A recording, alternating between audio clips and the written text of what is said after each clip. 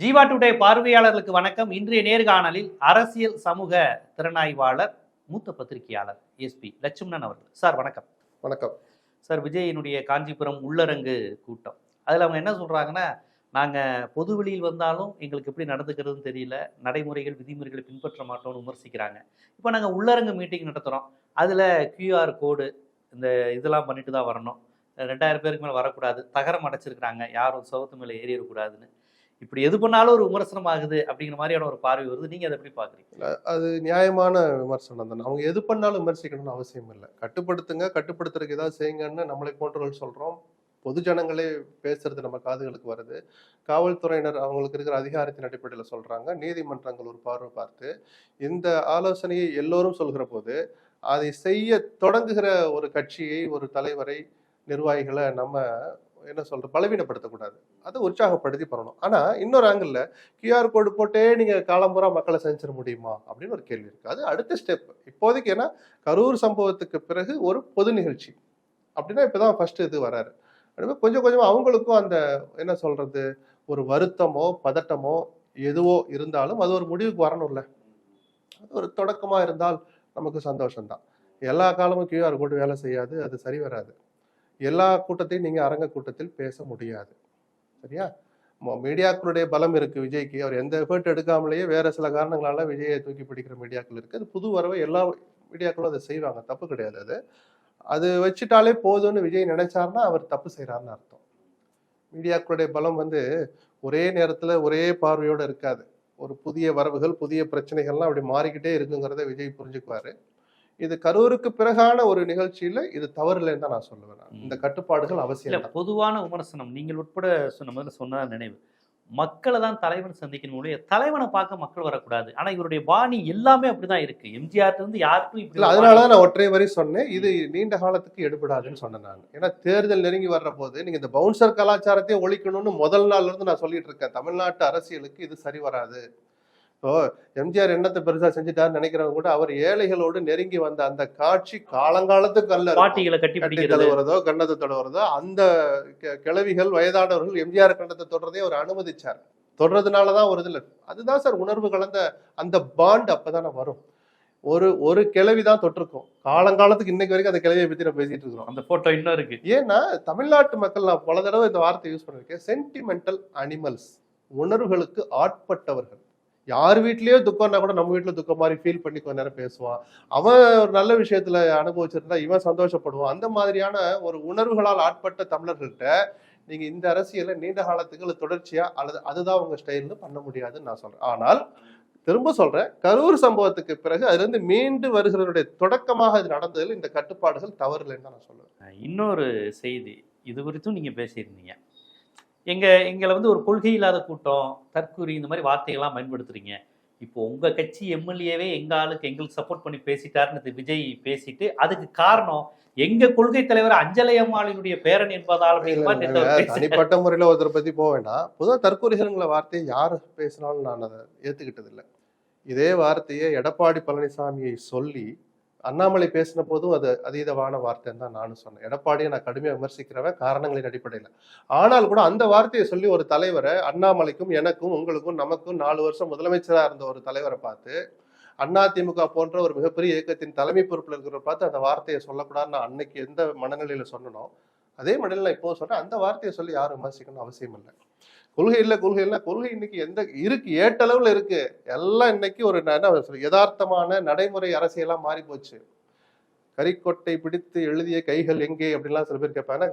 காசு வருதோ வரலையே உதயசூரியனை வரைஞ்சிக்கிட்டு இருப்பான் திமுக தொண்டை, ரெட்டலையை வரைஞ்சிட்டு இருப்பான் அதிமுக தொண்டை. இன்னைக்கு யாராவது ஒருத்தர் கரிக்கொட்டையை கையில பிடிக்கிறானா?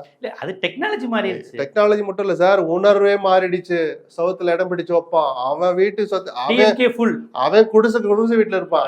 அது டிஎம்கே ஃபுல் ஏடிஎம்கே ஃபுல் போய் இடத்தை பிடிக்கிறதுல எத்தனை தகராறு, அதுல வெட்டு குத்து அடிதடி எல்லாம் கலந்துகிட்டவன் நயா பைசா எதிர்பார்க்காம பண்ணானே.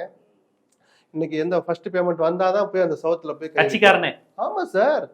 சோ அவனுக்கு கொள்கை இல்லைன்னு நான் சொல்லல, கொள்கை இருக்கு ஆனா இல்ல, அந்த மாதிரிதான் இருக்கு. அவனுக்கு பிரதானமாக நடைமுறை அரசியல் தான் கண்ணு முன்னாடி வந்து நிக்குது. அதுக்கு பணமே பிரதானமாகி விட்ட இந்த காலத்துல பணத்தினுடைய தேவைகள் அவசியமாகிவிட்ட அந்த காலத்துல அந்த தனிப்பட்ட தொண்டனை குறை சொல்லி பிரயோஜனமே இல்லை. நீங்க கோடி கோடியா அடிக்கிறீங்க, அது திமுக ஆகட்டும் அதிமுக ஆகட்டும், அப்ப 2 கட்சி தொண்டனுக்கு அந்த உணர்வு வரும்ல. அடிக்கிற காசை கொண்டு அது குடு, நான் வேலை செய்யறேன்ற மாதிரி போன பிறகு கொள்கை இந்த கட்சிக்கு இருக்கு இல்ல அப்படின்லாம் அதை பின் பாயிண்ட் பண்ணி சொல்றதுல எனக்கு உடன்பாடு இல்லை. எலெக்ஷன் கமிஷன்ல ஒரு பேரா கொட்டி கொடுக்கணும் சார், இந்த கட்சி நான் ஏன் ஆரம்பிக்கிறேன், உன்னுடைய கொள்கை என்ன லட்சியம், அன்னையோட அது முடிஞ்சு போச்சு.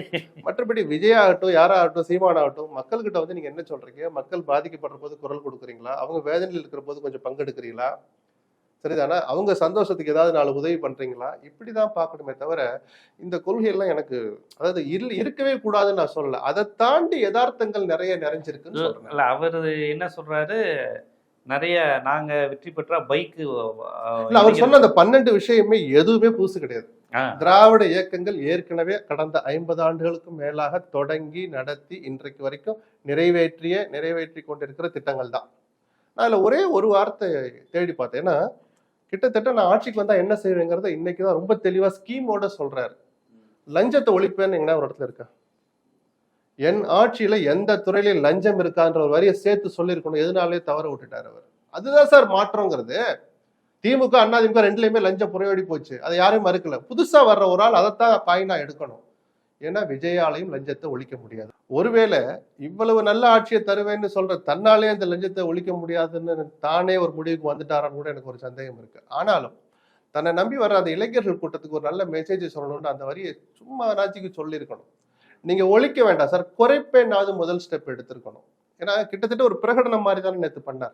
அவர் சொன்ன அத்தனை காரு மட்டும்தான் புதுசு, காரு நிச்சயமா கொடுக்க முடியாது, அதை லட்சியமா வச்சுக்கணும், ஒருபடி அரிசி அந்த மாதிரிதான் அவர் சொல்றாரு. 2 வீலர் ஏற்கனவே ஜெயலலிதா தொடங்கி வச்சிருக்காங்க, பலாயிரம் பேர் வாங்கிட்டாங்க அதை ஸ்கூட்டி.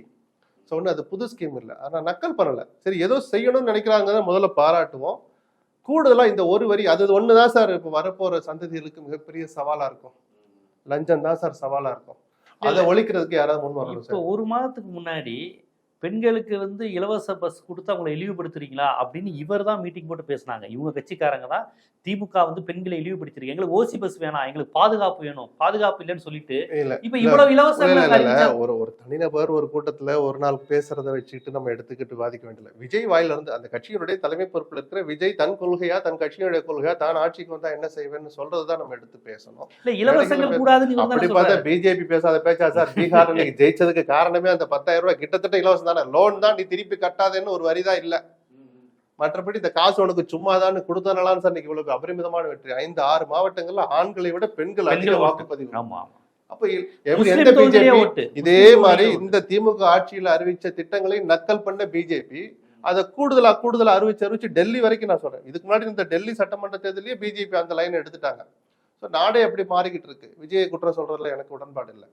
இன்னொரு முக்கியமான விஷயம், இப்போ அதிமுகவில் வந்து செங்கோட்டையன் ஒரு போட்டி அணியாக இருக்கிறார். ஓபிஎஸ் டிடிவி வந்து தேவர் ஜெயந்தி அப்போ சந்தித்தார், எல்லாம் நடந்தது.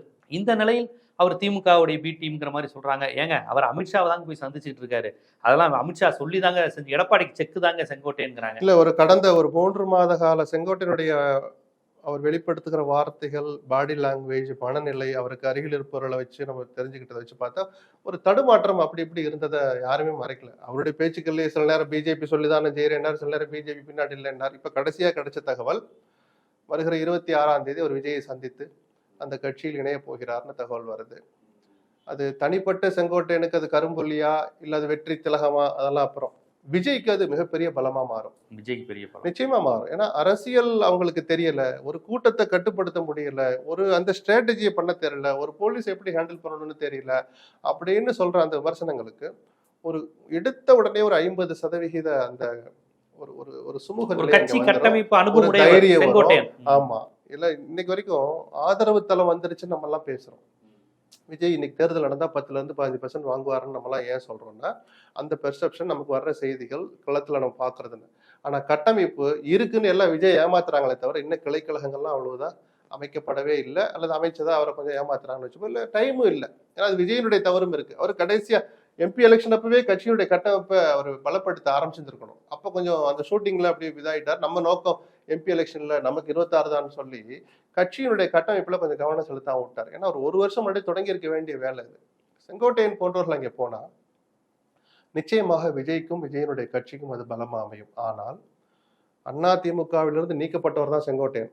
நீக்கப்பட்டாலும் எங்கிட்டு போனா எங்களுக்கு என்ன அதிமுக சொல்லலாம். ஒரு தொலைநோக்கு பார்வையில பார்த்தா அதிமுகவுக்கு இது நல்லதில்லை. அந்த கட்சியினுடைய சொல்ல வருத்தமா இருக்கு. அழிவை நோக்கிய பயணத்துல ஃபர்ஸ்ட் ஸ்டெப்பா அது இருக்கும். இல்ல விஜய் கட்சி தொடங்குனதுல இருந்தே அதிமுக ஒரு தேய்மானம்னு சொல்லலாமா? ஏன்னா அந்த ஓட்டை தான் அவர் பிரிக்கிறாருன்னு சொல்றாங்களே. அப்படி அந்த பிளவு திமுகவை திட்டுறாரு. ஜெயலலிதா மறைவுக்கு பிறகுனே வச்சுக்கோங்க. நீ எந்த சம்பவத்தையும் தனியா சொல்ல, ஜெயலலிதா மறைவுக்கு பிறகு அந்த கட்சியினுடைய அந்த அடித்தளத்தை பாதுகாக்கிறது அல்லது எங்கேயாவது பிரச்சனை இருந்தால் அதை எப்படி தீர்க்கணுங்கிற அந்த ஒரு பெருந்தன்மை கலந்த ஒரு மனப்பான்மையை இல்லாததுனாலதான், கட்சியை பற்றின நலனை முன்னிலைப்படுத்தாதனாலதான் அது ஓபிஎஸ் தொடங்கி எடப்பாடி வரைக்கும் 2 பேரும் சேர்ந்து செய்த தவறுகள் தான் இன்னைக்கு இந்த நிலைமைக்கு காரணமே தவிர, தனிநபர் வந்ததுனால இப்ப விஜய் வரலைன்னா ஓட் பேங்க். சரி, விஜய் எம்பி எலெக்ஷன்ல கலந்துக்கவே இல்லை.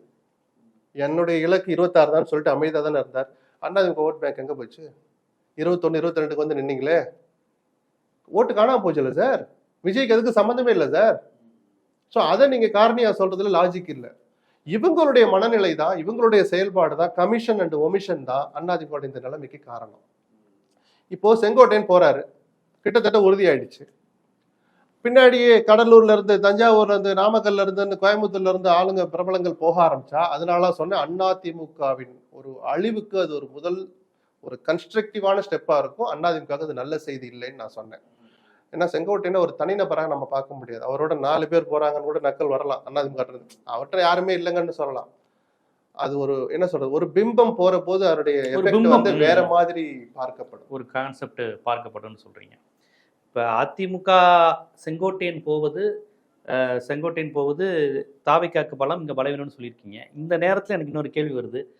திராவிட இயக்க பேச்சாளர் நாஞ்சில் சம்பத் அவர்கள் சமீப காலமா திமுகவை விமர்சித்து விட்டு விஜயை கொஞ்சம் ஒரு, அதாவது முழுமையான ஆதரவுன்னு சொல்ல முடியாது, அவர் பின்னாலும் கூட்டம் இருக்கிறது, அதை தவிர்க்க முடியாதுன்னு பேசுறாரு.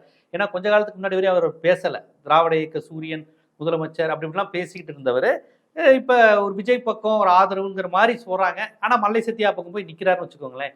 இவர் எப்படி இந்த இது வந்து திமுகவுக்கு பின்னடைவை ஏற்படுத்துன்னு பாக்கல. நாஞ்சில் சம்பத்துங்கிற ஒரு தனிநபர் மேல நான் மரியாதை வச்சிருக்கிறேன். அது பெரிய அரசியல் அப்படியே புரட்டி போடுறதுன்ற அப்படி அந்த அளவுக்கு அவரே அதை விரும்ப மாட்டார். ஒரு கொள்கை பற்றுள்ள பேச்சாளர், அதுதான் அவருடைய அடையாளம். தலைவர்னு சொல்லுங்க, யோபி வேலையை பாரியான்னு சம்பத்தை சொல்லுவாரு. அதனால அந்த செங்கோட்டையனையும் அவரையும் அதை பேசுறப்போ இதை ஒப்பிடணும்.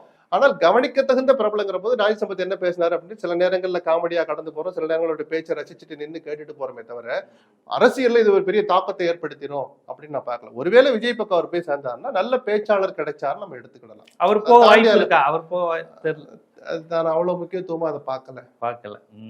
விஜய் தலைமையில் உருவாக்கும் கூட்டணி எத்தகைய மாற்றங்களை ஏற்படுத்தும்? இளைஞர்கள், சீனியர்கள், கட்சியினுடைய கட்டமைப்பு என்றால் என்ன? ஒவ்வொரு தொகுதிக்கும் ஒவ்வொரு திசைவாரி, மேற்கு மண்டலம், தெற்கன்னு என்ன மாதிரியான மாற்றங்களை ஏற்படுத்துங்கிறத ஒரு பொலிட்டிக்கல் அப்சர்வரா, சீனியர் ஜேர்னலிஸ்டா உங்களுடைய பார்வைகளை முன் வச்சிங்க. மிக்க நன்றி.